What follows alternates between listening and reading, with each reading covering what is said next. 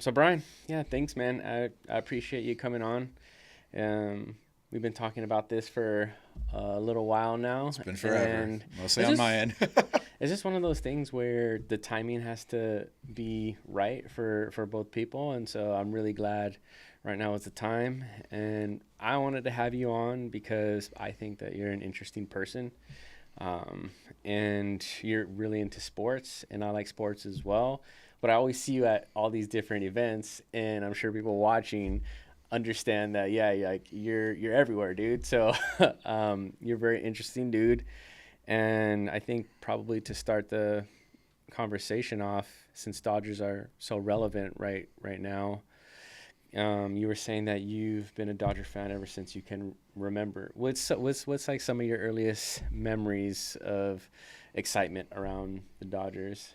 So, first off, thanks for having me. It Yes, finally sir. happened. We're finally here. It's happening on the day of the World Series, and I'm Yes, gonna go to the game later today. So it's gonna be hopefully a very good day for us. that's sick, dude.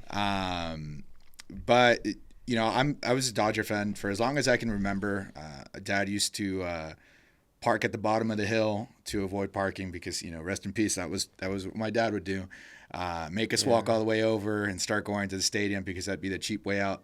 Funny or not, from as long as I can remember, this is when the Dodgers were doing pretty bad, and the Dodgers were the cheap team in town, and the Angels were the expensive team because they were on their way to a championship. I believe this is somewhere around 2001, 2002. I can only remember so much, but that's funny because now you can probably get paid to go watch an Angel game. Yeah, they're It's doing like pretty bad, huh? $5, and and now Otani with us. But it's funny how things have changed, and over the years, just so many memories at Dodger Stadium. As a kid, seeing the team go from the Frank McCourt area, bankruptcy, and being it labeled as the ghetto place to be. The Dodgers? Yeah, the Dodgers back then. Okay. It was like a trashy sports event, and it became something of prestige. They started investing in the team. They started upgrading the stadium. I still think the parking situation is probably the worst in any sports complex. Just getting there, I'm already dreading. I've got my walking shoes today. I've got some insoles in there, but Nice. it's been interesting seeing the uptick and seeing the turnaround. It's funny because we're both Chelsea Football Club fans, and Yes. they are now owned By the same dude. by the same Yeah. entity. So they're up there, and of course, it's anything but a World Series finish is considered a disappointment, and it's just been crazy to see, man. And growing up with the team. Growing up in that area, I grew up around Montebello, East LA, and that was the thing we'd do. Go to a Dodger game, sneak in as much as I can. My mom would bring on full-on carnitas and in her bags and everything. It'd be some crazy times up there, some Yeah. tortas, and now we're here. Now I've got my bag. Now I'm going on my own for this one. I'm just Yeah. really excited. That's great. Great to hear.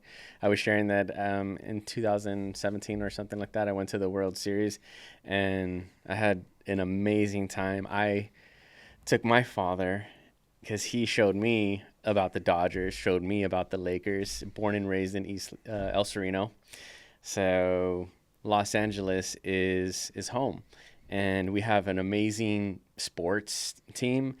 And I can't really remember the Dodgers being super good when I was younger. I do remember the Lakers being really good, say in the Showtime 80s, Lakers. Showtime Lakers, and then Kobe and Shaq, that era.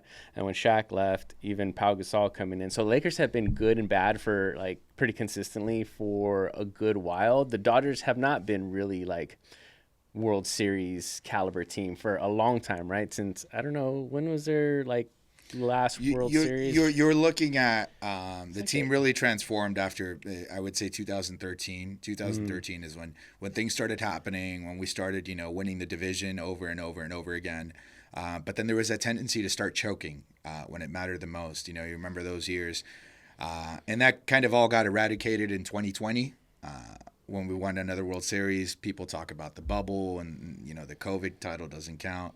It still counts for me. If the Astros are counting that title that they should have been stripped for when they cheated against the Dodgers, then this COVID title 100% count. Yeah, it was just a shortened, compressed season. That's why Yeah. people have this. Everything was. It was a weird time in life. Yeah, It's been 5 years. yes, it has. Half a decade. Yeah, Man. yeah. That went by super quick. It feels like after COVID, time just started flying. Like we went into like a hyperloop. Yeah, in many ways, I can go there, because in COVID, I got COVID. One of my uncles passed away. Oh, I'm sorry. Yeah, yeah, and he was one of those dudes in the hospital. That sort of thing. That was harrowing, man. Those are some heavy times. Yeah, yeah, especially like you hear the stories from, nurses or doctors and all the people who had passed away, and it was pretty scary time. And did you get COVID? Yeah, yeah. You know what? I've actually caught COVID 6 times. I think I'm immune Oh to it at shit. this point. Okay. And I've I got the shot and everything. What Most was- recently in 23 to 24, I caught COVID and it gave me It debilitated me pretty badly. Like this most recent time, it gave me vertigo, which I've never fully recovered from, and a bunch of other weird like health ailments. But just been battling through it. You're never gonna know what really triggers it. I had some really unhealthy lifestyle habits back then too. You never really know. Yeah. And the doctors don't really know either. So it's a wild time, and we're still recovering as a society from that. So Yeah. Businesses, the economy, yeah, so many bars, so many places. culturally, people socially getting back into like hanging out together. From my experience, people were really wanting to go out to bars, go out to restaurants, because it had been to where you had to, what was the term? Isolate. Or Isolate. Like work from, yeah, dude, we were like pounding tequila bottles at home, like that. It was crazy. Some of the stuff that was being done, I can't even fathom anymore. I mean, they took away the best thing ever, which is 24-hour Walmarts.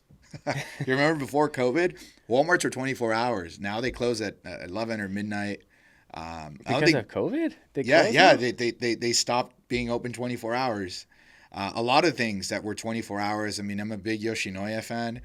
They used to run till like 4 in the morning, or these used to be open 24 hours. Everything kind of changed. Like COVID changed a lot of things, and sports was one of them.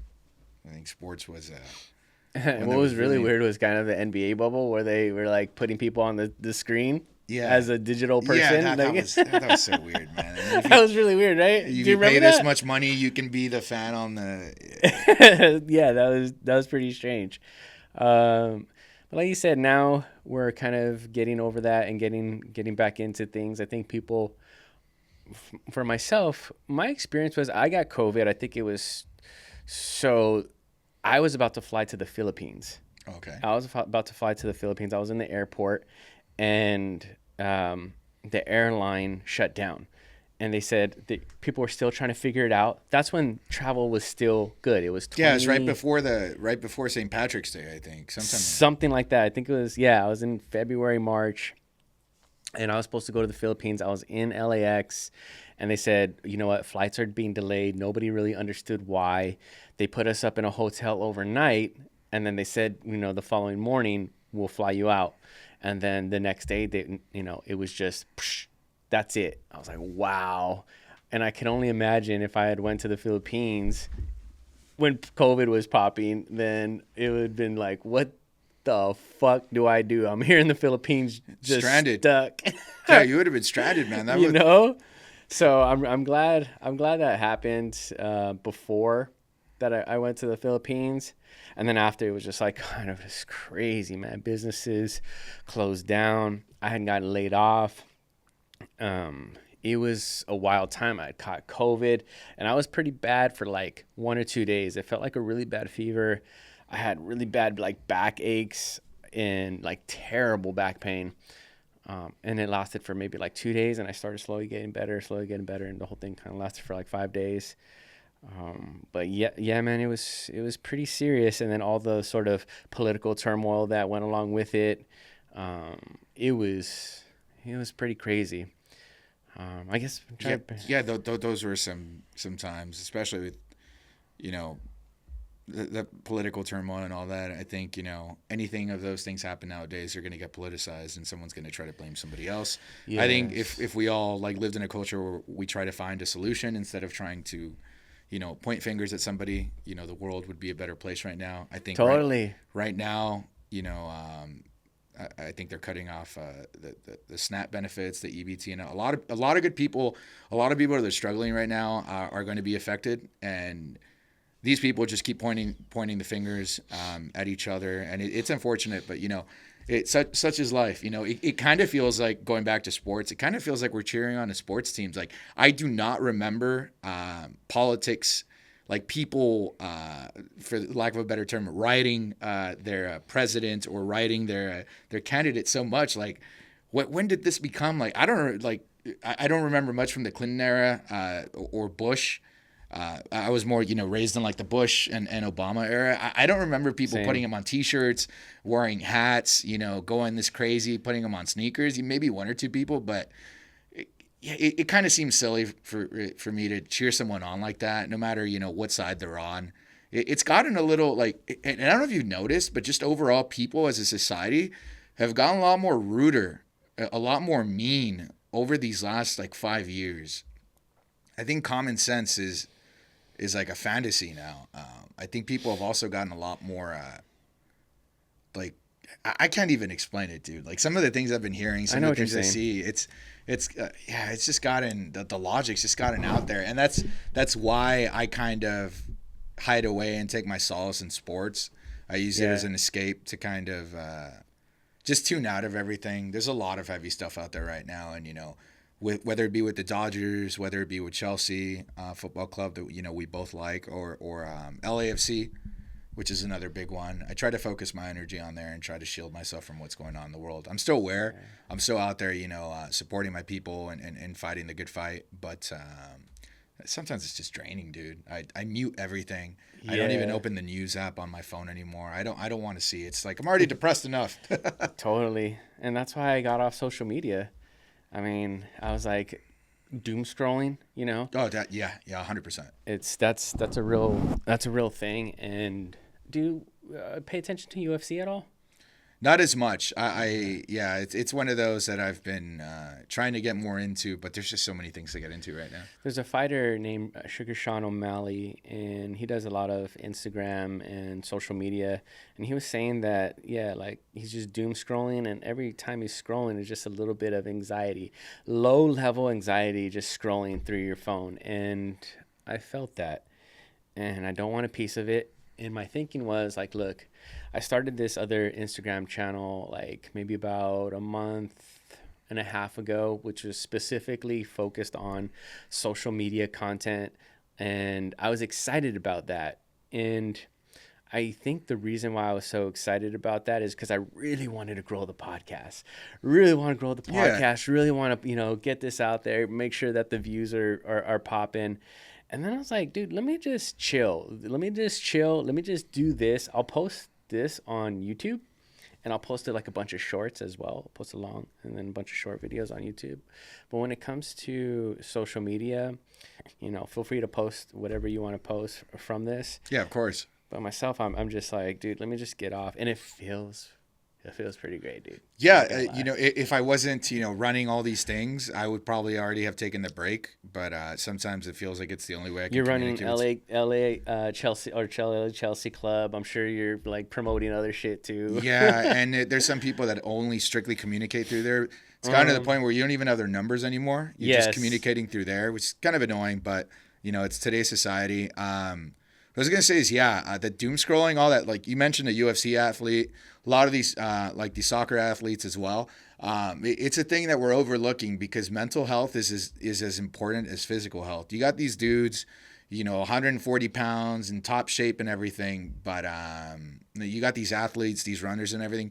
But if you're not okay, like up there, none of that matters. And I think that's a conversation that a lot of people don't like having because it's taboo to talk about mental health. It's been getting a little better, but what's taboo about it? People don't like talking about their feelings, especially, if it's men. If it's men do not like talking about their feelings, You'd rather just drink it away or start doing drugs or, to get high to get away from it.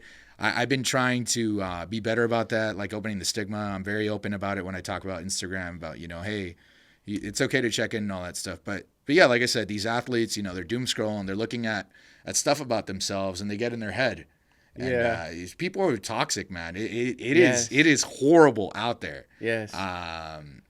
But I'm really of the thought that mental health is almost as important, if not more important, than physical health.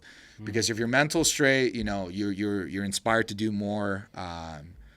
You're more likely to show a positive impact in your life, as opposed to somebody. Your physical can be top tier, but if your mental's run away with you, eventually it's going to get the best of you, especially in a post-COVID world.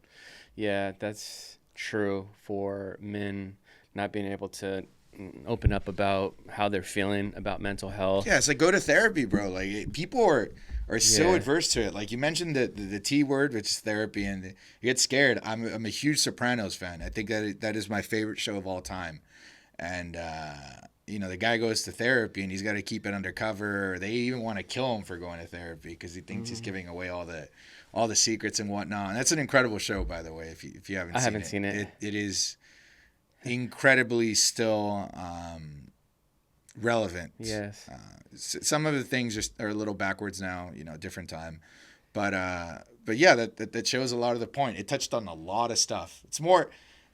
People think it's a mob show, like, from the outside, but it's really more like a comedy and a drama than anything.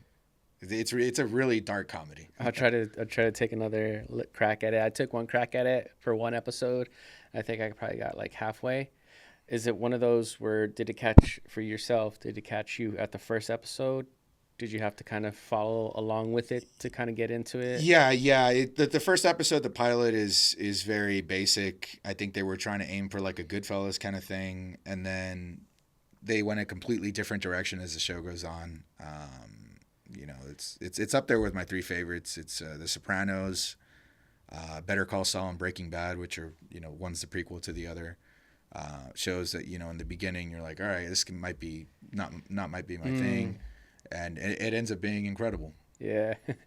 Let's talk about mental health a little bit more. I think that is a conversation that could be, I guess, a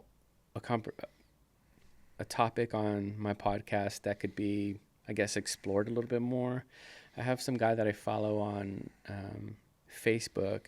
His name is Adam Baca. Shout out to you, brother. But he creates kind of a space where men, they have like a book club, and they're like sit around a fire. They actually get together. So you could picture, another dude right there, another dude right there, another dude right there. And we kind of just come together and create a space where guys can be guys.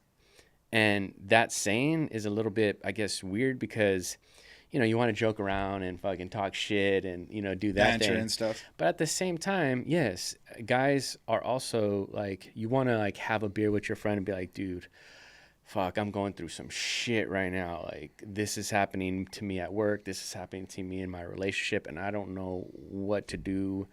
And just kind of like have somebody to share that with. And so when it comes to mental health, do you have any support in your life, friends that you can go to? Does it feel like you're secluded on this?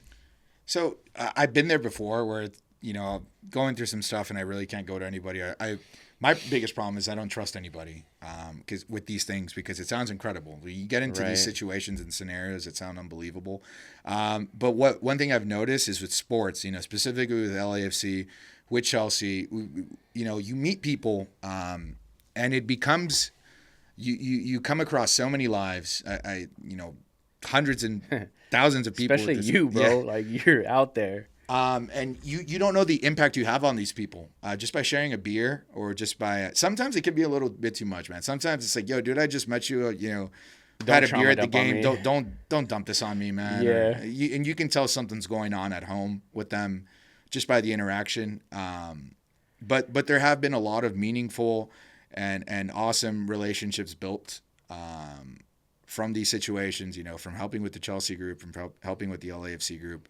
A lot of conversations to have, a lot of people that I think I've been able to just kind of talk to and get them to prioritize themselves. There are slippery slopes. There's a lot of alcohol involved there. There's a lot of beer. I had to even look at myself in the mirror and be like, all right, cool. Am I here to just escape all the time? Or am I here to actually enjoy the sport and focus on what's going on the field? Once I started kind of losing the focus, I got back together. I've been what they call California sober for the better part of like 3 months now. I had a couple of beers at the Dodger game 2 weeks ago. But for the most part, been trying to do better on myself, because that's another thing. You got to encourage your homies, not just, hey, let's link up and go to a game, but hey, are you doing good? Are you all right? Because you start posting things, and people start relating, or people are like, hey man, I've been feeling like shit. Thanks for doing this. Hey man, my chest has been hurting too. Or with the vertigo stuff, hey, I've been experiencing something similar. It's like, yeah, we gotta get it together. I had to get it together because I had to stop giving the doctors a reason to just discard me. It's different when you go to a doctor and you tell them, I've got this going on. Well, do you drink? Yeah, I'm fucking pounding 10 beers every weekend. Blame 10, it on 12 that. beers, blame it. Oh, okay, cool. I see the problem now. Now it's like, hey, I'm suffering vertigo. Do you drink? No, I'm sober. I've been eating relatively healthy, everything. Now, motherfucker, help me. Yeah. And it's you can't give them an excuse to just write you away. And I've been trying to encourage my friends and all my fellow supporters to kind of check in on their lives and stuff.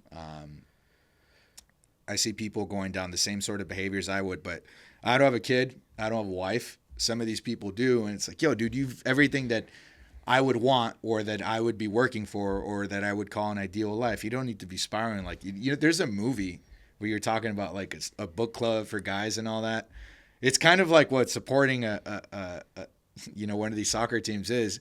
But there's a movie I just saw called Friendship. It's with Tim Robinson, I believe, the guy who does the I Think You Should Leave Now on Netflix. Really crazy dude. I think you've probably seen him. Maybe. The guy that goes through the drive-thru and he's like, let me have 45 cheeseburgers, 45. If you doom scroll enough, you know who he is. And it's with Paul Rudd. And basically Tim Robinson's this like dude in a crap marriage. The wife is definitely cheating on him. Kid doesn't care about him or whatever. And he links up with this weather dude and he thinks he's his best friend now. And it's an insane movie, but I would say check it out if you get a chance. It's called Friendship. Yeah. It's on Netflix? It's on HBO Max, I think. Friendship. Okay. But it's insane. And it goes on that concept about male bonding and friendships, and it takes it over the hill for sure. It is a difficult watch. It's very cringe, but it's like This Generation's I Love You, Man. I don't know if you've seen that one. I think so. Yeah. That's with Paul Rudd too, right? Yeah. Okay. Funny enough.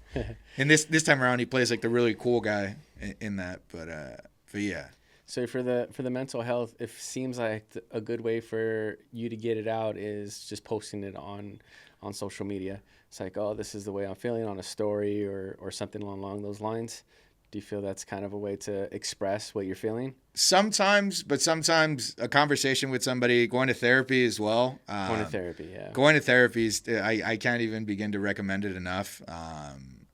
What does it do for you? You get to talk to somebody about some stuff that you don't really want to talk to anybody else about. Like there are things, there are demons, there are fears and anxieties that I just can't. I can't. Like on principle, I don't want to burden someone else too, because once you start opening up to a certain person and they're not opening back, it's going to be like, oh fuck, I don't want to listen to this guy today. I myself get like that sometimes too. I was like, does this person ever have a good day? Like someone will go on Instagram and be like, yeah, well, it's been a really tough. I'm like, man, it's been really, I've known you for like 10 years. It's been tough every single day. Goddamn. And I know life is like that.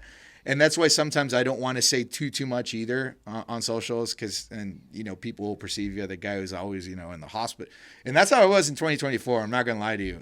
I felt like I could get like a rewards club at the hospital because of all the vertigo. But now I've been trying to be more mindful. I'm just trying to help people. I'm trying to inspire a friend who may be in the same sort of situation. I'll try to reply to people when I see like a problematic story or something. But therapy. Therapy. I know sometimes things don't translate. Sometimes people don't operate on satire, so it can go over somebody's head. Yeah. There are times where the Dodgers lose or Chelsea lose, and I'll just be like, I want to fucking kill myself. And I'm like, I can't say that. Somebody might take that seriously. Yeah. Gotcha. Okay. And then a question that I'm interested in is meeting so many people. What has been your experience when it comes to just the human psyche? Like you've met so much. First of all, let me ask you this: what kind of got you into networking? What piqued that interest? Because you're not just a normal networker. I would consider myself a very like social person, outgoing person. Yourself, you're like times 10, bro. Like you're talking to everybody, you're meeting everybody. What value do you find in networking? It's conversations. It's literally just being with another human being and just relating to them on whatever's going on right there, and then it ends up being something else. Hey, cool, we met at an LAFC game, and then you see him at the Hollywood Bowl or at the Ford or at the Forum or whatever, and it's like, oh, you like this too? It's mostly been organic relationships and friendships that blossom into something else. It's like, hey, I work in this, and I like to think of it as like organic networking, just human to human. I do think about the human psyche though a lot that I've been noticing is sometimes I can't understand another human being, and it's not my job to. I do get people that are just the one-way Sallys or one-way Timmys where they obviously just met you and because they heard you can get a ticket for something and that's all they want. Yeah. I tend to ignore those messages now. Before I used to feel bad about not replying. But those kind of people, they're there. Or you'll meet people too that you met this person at one game 10 years ago or 8 years ago. They were cool. We followed you on Instagram or whatever. And then, next thing you know, they're posting like very insurrectionist thoughts or something unfortunate. I'm like, yo, dude, where did I meet this person? Oh, at an LAFC game. I haven't posted anything about them. They have about the team in a very long time. I don't even know why I'm still here. Yeah. That and another thing that I'm afraid of is that now that when you know too many people, when life starts to happen, when someone starts to pass away, when people start getting sick and all that, it also weighs on my mind. Like, man, I'm going to have to be at a lot of funerals. I'm going to have to be at a lot of, when time does pass, I'm gonna have to deal with a lot. Yeah. So there's a downside to that too, man. Sometimes I do wish I was more like, I got 5 friends and that's it. But I guess that's not what was in my life's plans. Gotcha. I was thinking of another question, and it's kind of escaping me right now. I know that we're kind of talking about sports more, but this kind of can like circled in or led into mental health and it's all connected. It's all connected. Especially being at music festivals and working at music festivals as well, being at sports events and all that, and the mental health. It's all connected because those are You're escaping reality. You're kind of breaking away from whatever. Had a bad day at work. Cool. I'm gonna meet with the boys at the game later. Had a spat with your significant other. Cool. Women use that as an escape too. Women don't have it easy, and they go to break away too. Music festivals and all that. But of course, therapy is always there. But a lot of people that don't want to go, that's where it becomes a problem, where they don't want to go to therapy. They don't want to, put in the work. How do you help someone that doesn't want to look for the help, that just wants to keep on going out and rambling out and I'll be okay. And, they're dealing with liver damage. You're seeing them fall apart. My biggest problem was I want to help people, but you can only help someone so much until exactly. You can only somebody told me this a long time ago when I was going through something similar. It was you can only lead the horse to the well. If they draw water from it, it's on them or not. Yeah, so. You can't make them drink. Yeah, it's like here's the water. Here's the water. Like here's the water, but you can't make them drink the water. Yeah, it's like, bro, I give you $500 to get the fuck out of town so you could work on yourself, and you put it all on a parlay and you gambled the money. I'm not really. There's not much else I can do for you, man. Yeah, totally. That's funny. Cool. What else? Let's talk a little bit about Chelsea, man, because I think there's going to be some important things to talk or like to clip from this conversation. Yeah. When did you become a Chelsea fan? So my dad went on a tour of Europe on his own sometime, I would say 2006 for the World Cup, and he, I had an on and off with my father. It wasn't the best, wasn't the worst, wasn't really there to be honest, but he went out there. He hit London too, and when he came back, he had forgotten to bring me anything. And I was like, what the hell? So I think he went to the alleys here in LA and bought a fake Chelsea jersey and gave it to me and told me, hey, I got it, I got it from London. And I'm like, oh, wow, this is awesome. That summer, I saw that Chelsea was in town and was doing meet and greet autograph signing over at the Adidas on the 3rd Street Promenade in Santa Monica.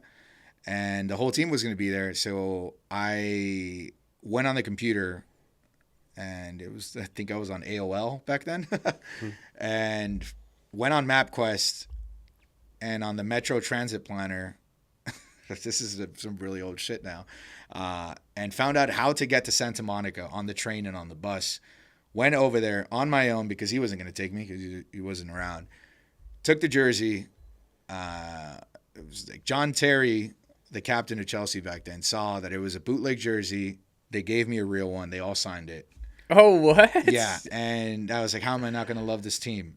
Oh, sick. So I've been a, it's not, I saw Chelsea winning and on the TV, because we didn't have much TV back then either. I don't even think we had cable back then. We would just see things online or at school when I'd use the school computers. But that's how I fell in love. They were really cordial to me, and it's a love that's been growing. This is like 20 years now. That's such a cool story. And yeah, I just kept, been growing up with it. Always had a Chelsea kit every year. And it always came out of my own money. And it's been a wonderful experience. I've seen the club win everything. I've seen the club do very, very bad as well. So no one can taunt over here. Oh, you're just interested in a glory hunter or whatever. I was like, oh hell no, man. When the team was doing absolute garbage, I was there holding the line for the group. And shout out to the LA Chelsea Blues. I've met a lot of friendships on there. I think we're going on 12 years of being in the group, because I didn't really go to pubs before I was 21. There's no reason for me to go, and I didn't have anyone to take me. So it was really much a self-taught journey. My dad just kind of laid the foundation for it, and going back and forth.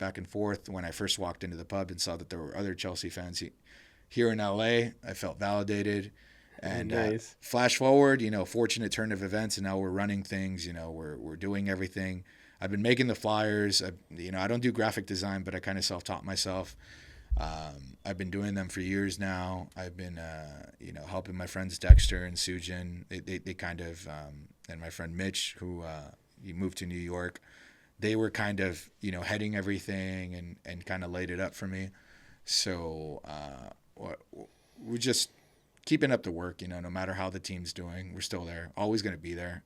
I make it a point. We take a group picture at the end of any result just to show people nobody can come at us and say, oh, you're just supporting them again because they're doing good. It's like, no, look at us. There was like 5 of us at 5 a.m. when we lost to Brentford. Yeah.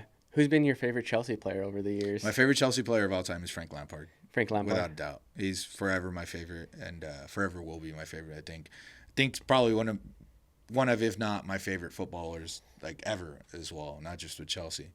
Guy was just such a dynamic midfielder, and it's what I kind of wanted to play when I was playing soccer growing up, except, I had the curse of being tall, so it could be used more like in defense or up top. Yeah. But he's been my favorite. There's obviously Drogba, John Terry, Diego Costa is one that he only had a short time with the club, but he won so much, and he's one of the reasons why we won the league twice. The way he went out, I hate our manager, Antonio Conte, for sending him out that way. I think it was through a WhatsApp message, but he's definitely on there as well.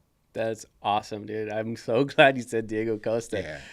I think he gets overlooked. If I had to pick between Drogba and Diego Costa, it would still be Drogba. But Diego Costa was an absolute menace, bro. So strong right there, around the box. He could move people. He was insane, man. He was insane. There's a clip of him against Company with Man City. I think it was 2016, 2017, and they were just going at it physically. And it was like, you're never going to see this in current ball now. You're not going to see this in modern ball. He was insane. Drogba, obviously, I think Drogba is every Chelsea fan's favorite player. He's on there for sure. That's why I really don't count him. He's on everybody's list. Give somebody else some credit. Yeah. Yeah, I was in London in, I think, 2016, 2017, and I was like, I'm going to go see a Chelsea game. And so I'm there at Stamford Bridge, just an absolute dream, and got to see Diego Costa. That was Diego Costa. Willian was on the team. Eden Hazard. Fabregas. Fabregas. And so I just have like footage of them warming up and playing, and it was just a dream come true. But when I remember seeing the first time Hazard touched the ball, I was like, oh my God. Everybody else was just chilling. I'm like, oh my God, dude, I'm here at Stamford Bridge. Hazard was another incredible watching Eden Hazard. And as soon as he got the ball, I was cheering from when he got the ball, and then he actually scored. It was a game against Burnley, and it was just incredible. But I got into it probably like 2009 through FIFA. My friend wanted to play FIFA, and so we started getting in and playing FIFA. And he's like, dude, you should try watching these guys on TV. And so I started that journey, and that's when Drogba was doing really well. So it was like 2008. I'm not sure. Yeah, he's on the cover of FIFA right around then. I think it was 07, 08. It was him, Landon Donovan, and this guy named Kikín Fonseca from Mexico. I remember because from 06 to probably 17, I was obsessed with FIFA. Yeah. I mean, in my opinion, I think that's probably like one of the greatest games ever. Got a lot of music from there too. Their soundtracks were the best. Like, dude, yeah. 60% of my library or the music I know now is because of the artists I learned from FIFA. Yeah. I made a playlist. I think I'll have to bring it up sometime. I think I like ranked like 150 songs from all the soundtracks, and I just put them on there. Dude, amazing. So that's how I got into Chelsea, and we met. Do you recall? You meet so many people. Do you recall how we met? Was it at an LAFC game? It was at an LAFC game, but then I was told you were a Chelsea supporter as well. Okay. And we were like, all right, let's link up, or we're going to be open here, or I think you showed me a little bit about LA Chelsea Blues, told me to come through, and I'm like, yeah, dude, I'm there. Yeah. I'm a serious Chelsea fan, and when I heard that you were a Chelsea fan too, I was just like, dude, like that's great. Yeah. Could connect that way. Yeah, and I get really like obsessive about the sports. Like I said, the whole escape thing and the whole. Mm-hmm. So with Chelsea, you know, I've seen it all. We've won it all. Yes. We've also been through some like terrible times. I've had to take totally. all of a sudden, you know, when we lose, you know, my United, Liverpool, and Arsenal friends remember my phone number. You know, when we're winning, they blocked me. I had a guy when we won the Champions League in 2021. A guy blocked me. Like he couldn't stand seeing me happy. When we won the Club World Cup, like these guys I'm in a chat with some Arsenal friends, some mutuals. They stopped talking to me. Like they completely stopped talking to me. Now that they're top of the league right now, but that's one thing. It's like sometimes you talk more about Chelsea than your own fucking team. Like this is how you can tell that they're very like, oh, you know, Chelsea ruined football because they bought everything, and then you were cheering on the Dodgers. Mm. So there's a lot of hypocrisy. Oh, Chelsea ruined football. Liverpool just broke the transfer market. I don't know how much money, especially the Liverpool fans. I don't know how much money they spent for this season, and they are dog shit right now. And it's crazy because this is double standards, man. It's Chelsea's making a profit on all of the youth, on the players. There's people going in and out, in and out, in and out. What are we supposed to do, man? Like, oh, you ruined football. And guess what? You're making it any better? What, all of your players are homegrown? No. Yeah. You have to evolve, man. Roman Abramovich was a pioneer. He was an innovator. Yeah, he was Russian. But I mean, yeah, he's a Russian oligarch. If you can tell me one sports organization that isn't linked to some evil shit, or that doesn't have, or a soccer player or a baseball player that doesn't have any real estate holdings that they are fucking families over for, then who are we supposed to cheer for? The Savannah Bananas? Yeah. Like my local minor league team is affiliated with the Dodgers. I guess they're ruining baseball too. What are we supposed to do? Like, so what has the criticism been from Liverpool or Arsenal fans, and from your experience? Like, what do they talk shit about Chelsea about? Well, that there's the Russians bought your history. Cool. I mean, it's it's like, okay, cool. Yeah, we did have a big influx of cash. Like he brought in a lot of talent, but Drogba wasn't that player for a very long time. 2-3 years, he was ass. Some of the supporters didn't want him on the team. It's not like we just paid a lot of money for him and suddenly became the goal scoring machine. Mm-hmm. They're talking about that, and it's like, oh, Arsenal and Liverpool used to rule this and blah blah blah. Yeah, back then, dude, these teams spent money to compete with them. It wasn't as blatant as the Man City thing where the Sheiks came in and they really just dropped. That's another story, but there's similarity. Yeah, there's similarity to that. Arsenal and say Manchester United, maybe they feel like their clubs have been better for longer, and in many ways I feel that's true. Even though like for myself, I'm a really big Chelsea fan, but I think I'm even more so than a Chelsea fan. Just like not being specific to one team, I just like the game of soccer, and when there's some fucking badass soccer going on, I get excited. So that's the way that I look at it. And so when I look at teams like Liverpool or Arsenal or Man U, I like the way they play. Like Manchester United had a sick team, dude, with Sir Alex Ferguson at the helm, Cristiano Ronaldo. I'm like, bro, these guys, even though they're down in the fucking 90th minute back then, you're like, no, they're gonna come back. And did they get those players? Yeah, some of them they did get them for free, but they still paid for them too. That's the exactly thing. They're a big club and they still paid for them. So I totally agree with you. Man United were like the Yankees. Same thing with every club. Yeah. Every big club. There's this and also that. And so with Chelsea, yes, Roman Abramovich came in 2003, 2004, whatever it was. Jose Mourinho was the coach, I think, at that time. And Drogba was not that guy, had to develop over time. And so it was, in my opinion, it was, yes, the money coming in, but then also the organization growing and evolving to buy the right players. Buy and sell the right players, right? Yeah, we had hits and misses, like Shevchenko, and there's yes. the Chelsea loan army back then too. Chelsea Cobham, the youth is also bringing out phenomenal product day in day out. Right now, we got Reece James, yes, best right back in the world. Yes. If you think he's the best right back? I think he's one of. Well, he got injured, time, dude. In his time, when he's on it, he is. No doubt on that, but he'll give you 10 good games and then be out for 20. Yeah. He's getting better about that, though. Right now. Just injury prone. Yeah, he's injury prone. But yeah, it went from the Ranieri era, and then Mourinho, Abramovich comes in, brings in Mourinho. And then there was always that manager flipping problem that it came back right now, too. Yeah. It's always us. Who's been your favorite manager?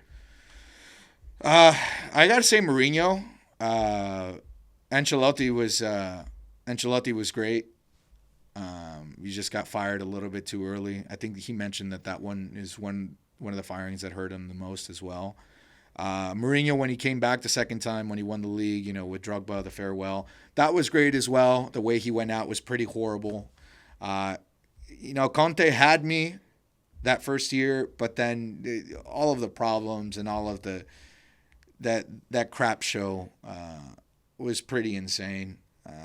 I didn't like how that worked out. And then, we go into Mauricio Sarri. No, he was not good, dude. Oh, man. I didn't like him at all.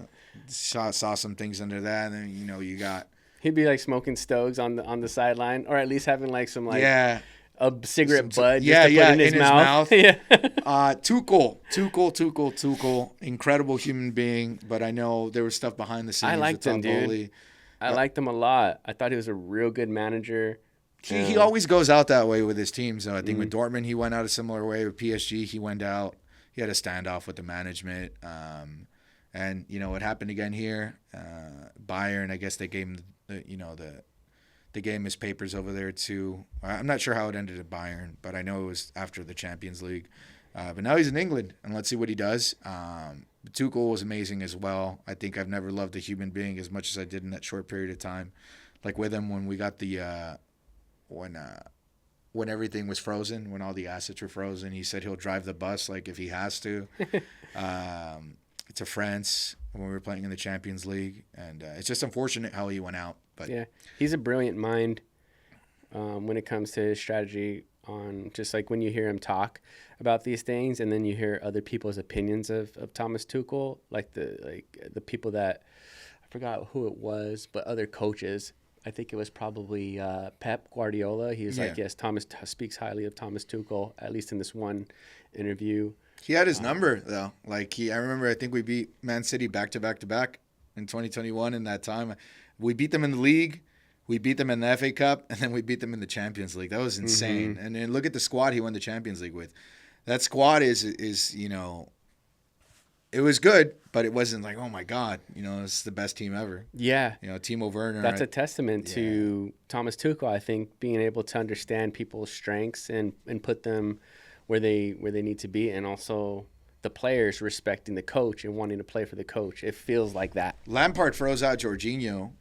And Pulisic, too. And Jorginho goes on to be nominated for the Ballon d'Or, finishes third, wins the Euros with Italy, and wins the Champions League that same summer with Chelsea. So it was incredible.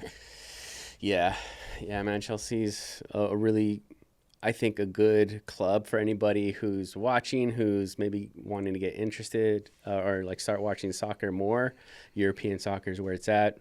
Coming from a kind of purely not dedicated to Chelsea perspective, you can't go wrong with Real Madrid, being a Real Madrid fan. Do you have other clubs that you favor in other countries, or is it just kind of... it's just three ways for me. So I got LAFC here in the United States. I've got Chivas Guadalajara by birth over in Mexico, and then I've got Chelsea. I watch a lot of football. I watch every league, every year the top leagues as best as I can, especially when I'm helping out at the bar. I absorb everything. I watch the Champions League. I think I watched every game of the World Cup and the Euros, every single game. So I observe, but I can't find myself cheering on another team that isn't, Gotcha. in those three. And, Gotcha. LAFC played Chelsea. I never in a million years, never in a million years would I think that would happen. And that happened on my birthday weekend for the Club World Cup. Yeah. It was crazy. One of the best days of my life for sure. That was in Atlanta, you were saying? That was in Atlanta. How was that experience? Oh, it was incredible, man. It was a hell of a time. Got to see all my Chelsea friends and supporters from all across the country. It was my LAFC people. That was in the Club World Cup, right? Yeah. Yeah. It was a crazy game. It was a crazy game. I never in a million years would I thought that would happen. Had I wished it was out here in LA, it would have been sold out and whatever. I don't think it was on a Monday at 3 p.m. in Atlanta in the middle of all the ice raids and everything going on. Turnout for that tournament overall wasn't what I expected. Did I think we were going to win that tournament? Probably not. But it was a hell of an experience. Yeah. LAFC cool. can go out, gracefully knowing they kind of went toe-to-toe with the champions. Yeah.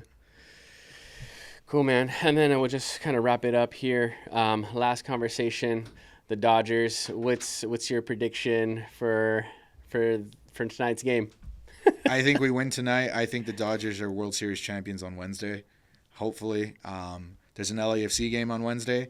I don't know what to do because, if I'll be walking out of it and they clinch, they win, it's going to be chaos out here. I kind of want to be around the stadium, but I'm already the way they bounce back on Saturday, I think there is a potential that we may see them win on Wednesday. I don't want this coming back, knock on wood. But yeah. I really think these next three games are going to be crucial, and we're going to take them. Cool, man. Brian, thanks. I appreciate your time, you. brother. Thank All right, you. cool. Let's go Dodgers. Woo. Let's go Dodgers.